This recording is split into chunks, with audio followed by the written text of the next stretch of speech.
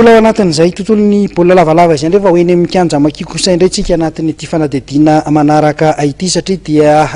Tontosa teny androany ilalao ampahavalon-dalana ho an'ny fiadiana tompondakan'ny seksiona Ambohidratrimo kosa indray izy ity arahantsika amin'ny sary ity dia ny fihaonana kosa indray teo amin'ny Kolombia nantanety manao akanjo mena sy fotsy izay nikatroka tamin'ny RCAM Ambodiady tafita amin'ny dingan'ny ampahavalon-dalana araka izany ny RCAM rehefa nandresin'ny Kolombia tamin'ny isa